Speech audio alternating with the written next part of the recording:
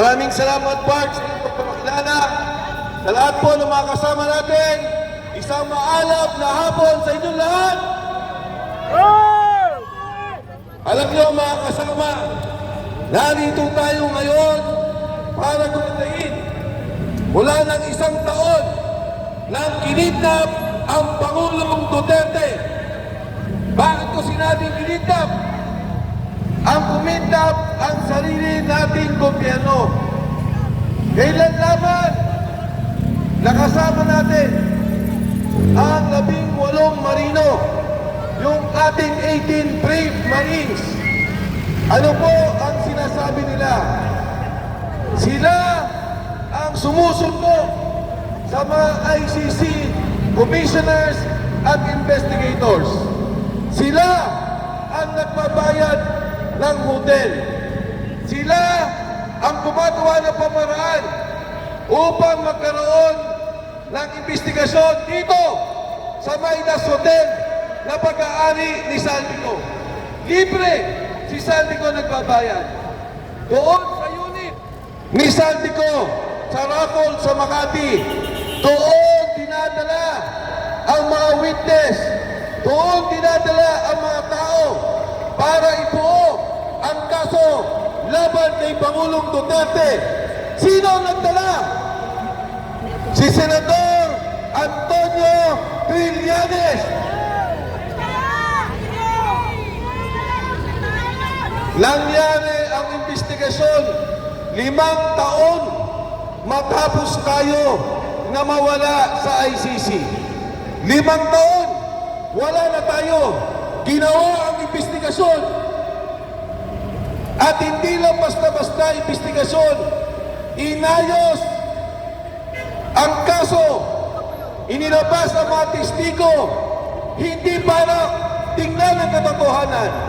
Hindi para ayusin ang hustisya. Pero para kidnapin at ikulong si Pangulong Duterte sa The Hague, Netherlands. Ano po ang sinasabi ng mga security? Wala pa ho ang warrant of arrest. Ikinulong na sa Villamor ang Pangulong Duterte. Sinigurado nila na mula Hong Kong makukuha si Duterte at madadala sa Netherlands. Mga kababayan, wala akong problema sa hustisya. Wala akong problema kung anong nais nila sa katotohanan. Tandaan ninyo, si Pangulong Estrada kinusuhan sa Pilipinas, sa korte sa Pilipinas, ikinulong sa Pilipinas. Ang Pangulong Gloria Macapagal Arroyo kinasuhan sa Pilipinas. Batas ng Pilipinas, ikinulong sa Pilipinas. Pero si Pangulong Duterte, kinidnap ng ating gobyerno. Ang sabi ni Saldico, si Bongbong Marcos mismo ang mastermind sa kaso ni Duterte sa pagtestigo ni Trillanes sa pera ni binibigay at nung siya ay kidnapin at ilipad sa The Hague, Netherlands. Marcos resign! Marcos resign! Marcos resign! Marcos resign! Marcos resign! Bakit tayo nandito sa Supreme Court? Bakit tayo narito sa Korte Suprema? Alam niyo ba na ang ICC, ang ibig sabihin po niyan, pagka ang isang bansa magulo, walang kaayusan, ang mga korte ay hindi nagpa-function o walang independensa ang korte, doon lamang dadalhin sa ICC. Pero dito mo ba gumagana ang korte ng Pilipinas? Gumagana! Wala ba kung tayong korte? Meron. Mabagal nga lang. Kaya po ang Korte Suprema dapat magsalita dahil ang pagkakaresto ni Duterte ay sampal sa Korte Suprema, sampal sa Korte ng Bayan, sampal sa batas ng Pilipinas. Mga kasama, noong lumabas si Sergeant Gutesa, sinabi niya na sa amin ang ICC. Sabi namin sa kanya, Sergeant Gutesa, siguro hindi panahon na banggitin mo ang ICC. Alam niyo ang sabi ni Sergeant Gutesa, ang matataas na mga opisyal ng gobyerno nasa Maidas, nagpo-monitor sa pag-aresto kay Pangulong Duterte. Ano ang sabi ng 18 sundalo? Magmula pa lang airport, ibibigay ng tao ni Senador Trillanes ang susi sa mga hotel nila. Pagsundo sa mga investigador, dadali nila sa mga hotel, ibibigay ang susi. Susunduin nila gamit ang kotse ni Saldico. Magmula doon, pagpunta ng Maidas Hotel, susunduin ang mga gusto nilang testigo. Susunduin yung gusto nilang magsalita laban kay Pangulong Duterte. Gamit ang pondo ni Saldico. Gamit ang hotel ni Saldico. Gamit ang mga unit ni Saldico. Kaya ito po, mga kasama, ang nangyayari sa ating bansa sa ngayon. Siguro nila kay Pangulong Duterte, nag-usap-usap, mas mabuti ilabas yan ang bansa kaysa kasuhan sa Pilipinas.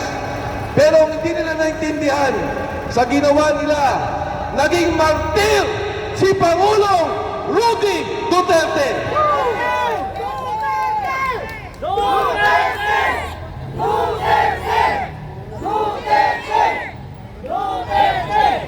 Tatlo lang po sa aking kaibigan ang namatay na matatandaan ng sambayanan. Ang pagkamatay ni Jose Rizal dito sa Luneta. Ang pagkamatay ni Ninoy Aquino sa tarmac ng NAIA na pinaslang ng mga sundalo, pinaslang sa ilalim ng administrasyon ni Ferdinand Marcos Sr. At ngayon, sa ating kasaysayan, pag namatay ang Pangulong Duterte sa Dahig, Netherlands, siya lang ang tanging Pangulo na kinidnap ng sarili niyang gobyerno. Takot sa kanya dahil sa politika, kinipit ang isang Pilipino, ang isang leader na minamahal ng sambayan ng Pilipinas. Yan po, walang iba, kundi ang Pangulong Rodrigo Duterte. Yung pong 18, kinasuhan po. Ako mismo, kinasuhan. Ang isang magaling at matapang na abogado, Attorney Levi Baligot, kinasuhan po nila. Kinasuhan dahil nagsabi ng katotohanan sa pagnanakaw ng pondo ng bayan. Ano bang sinabi ng mga sundalo? Nag-deliver kami sa mga senador. Nag-deliver kami sa mga congressman. Nag-deliver kami kay Speaker Martin Romualdez at kay Pangulong Bongbong Marcos. Yan ang sinasabi ng mga sundalo. Yung bilyon-bilyon na mali-maleta lang dinideliver nila, yan po ay pera ninyo. Pera ng kapulisan na makasama natin. Pera ng taong bayan. Dahil po yan ay buwis na binabayad po natin. Pero ayaw nilang pakinggan. Pagkos ang mga nagsalita pa ang kinakasuhan. Kaya po, ngayong hapon, nananawagan kami sa Korte Suprema. Baka kayo na lang ang institusyon na maaaring magbigay hustisya sa sambayanan. Ayaw mag-imbestiga ng Kongreso dahil kasama sila sa binibigyan ng pera. Ayaw mag-imbestiga ng Senado dahil binibigyan sila ng mali-malitang pera. Ayaw mag-imbestiga ng Ombudsman, ng NBI, ng tama ang iniimbestigahan ang nag-akusa dahil ang mga tao din yan ay sangkot sa mali-malitang pera. Kaya po sa Korte Suprema, ito po justisya na hinihingi, ibigay po naman ninyo. Dahil pag wala ng tatakbuhan ang sambayanan, pag wala ng masumbungan ang sambayanan, baka po pati ang mga pulis na nandito, kaming lahat, ang sambayanang Pilipino, magsama-sama para palitan ang gobyerno nagpapahirap sa sambayanang Pilipino. Mabuhay ang Pilipinas! Mabuhay ang Pangulong Duterte! Maraming salamat po. Ayan, maraming salamat, Congressman Mike Dickinson, sa malasakit at tapak at prinsipyo at paninindigan